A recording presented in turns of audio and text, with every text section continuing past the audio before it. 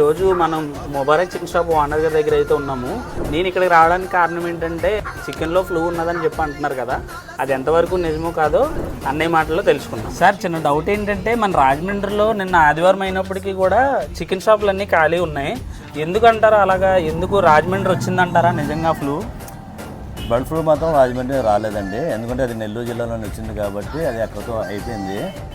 ఇంకేంటంటే రాజమండ్రిలో జనాలకి ఏంటంటే వాట్సాప్లో వచ్చే మెసేజ్లు ఫేక్ మెసేజ్ చూసి జనాలు కొద్దిగా ఇబ్బంది పడుతున్నారు. పై అధికారుల నుంచి హెల్త్ ఇన్సూరెన్స్ నుంచి మనకి ఎలాంటి రిపోర్ట్ మనకి రాలేదు. అది ఏమైనా తేడా ఉంటే ముందే వాళ్ళే చెప్పేస్తారు మనకు తినకూడదు, దానివల్ల జనాలకి ఇబ్బంది అవుద్ది, ఆరోగ్యపరమైన సమస్యలు వస్తాయని. హెల్త్ హాస్పిటల్ కాడి నుంచి ఎక్కడి నుంచి అయినా మనకు ఏ విధమైన ఇన్ఫర్మేషన్ ఇక్కడ రాలేదు. అంటారా చికెన్ తినకూడదు అంటారా, లేదంటే కొన్ని రోజులు అవాయిడ్ చేయమంటారా? చికెన్ అవాయిడ్ ఎక్కలేదండి, డైలీ ఎప్పుడైనా ఎనీ టైం తినొచ్చు. చికెన్ మంచి క్వాలిటీ దొరికే చికెన్ ఎక్కడైనా ఉంటే మీరు హాయిగా ఈజీగా తినొచ్చు.